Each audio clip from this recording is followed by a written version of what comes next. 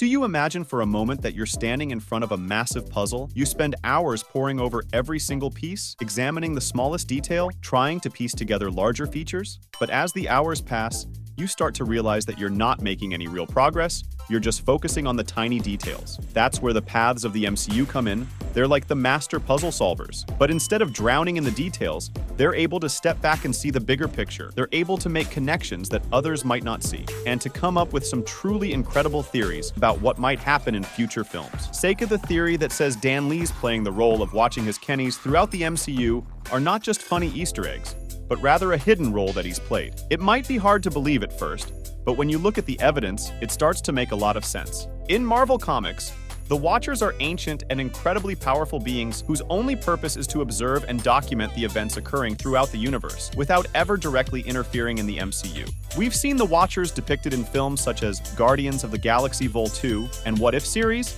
According to this theory, Stan Lee plays the same character in all of his games, and despite appearing in different roles in each film, he is a Watcher who has been observing and documenting the events of the MCU throughout its entire history. In his various roles, from a FedEx delivery man in Civil War to a bus driver in Spider-Man Homecoming style, he's suddenly absorbing the universe and recording it. One of the key pieces of evidence mentioned by supporters of this theory is Lee's cameo in Guardians of the Galaxy. Found to be in this scene, Stanley shown talking to a group of Watchers with tales from his past appearance in the MCU, and referencing that he is one of them. He even goes so far as to claim that he has been present for all of the events that have taken place in the MCU. Sounds pretty convincing. Well, Marvel has never officially confirmed or denied this theory. It remains a popular part of the MCU mythology that follows a wait. Where are you going? To get eyes on the prize? In Avengers Age of Ultron, the team sees a bunch of names because of 1-2 maximum. Each Avenger is shown a vision of their worst fears and deepest regret, which causes them to question their place in the world.